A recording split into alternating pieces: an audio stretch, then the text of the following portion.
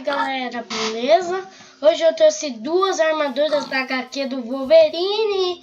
Wahoo! Boing, boing, boing. Que dói, tem sabor de pedreiro. Ok, parei. Deixa eu botar aqui um time 70 pra... Faz tempo que eu não jogo Minecraft no computador, então, né? Essa armadura é do Wolverine, como vocês sabem, que é inegável, né? Da regeneração, força, velocidade, acrobacias. Vamos pro próximo. Escuta, eu falei a do Wolverine assim tão rápido, né? Porque... Mas tudo bem, né?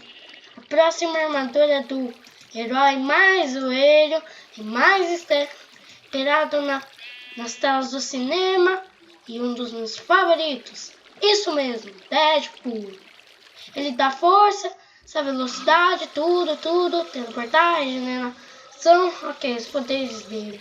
Ele também tem as coisas aqui, tipo cadê a katana?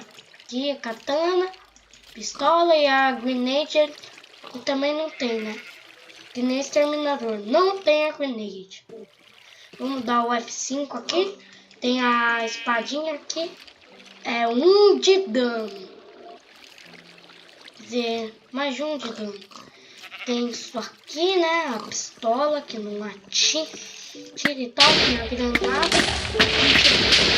Ficar atacando e tem o porquinho. Vamos ter que testar em você, velho. Oh, velho!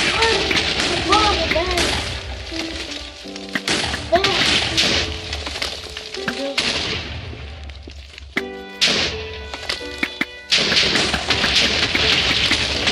É da hora, né? Tipo, ficar... Oh, velho! Elite! Sério? Tá falando? Então foi isso, galera. Muito obrigado por assistir meus vídeos. Se vocês gostaram, dá uma cotovelada no gostei, que já ajuda bastante, né? E tchau, falou!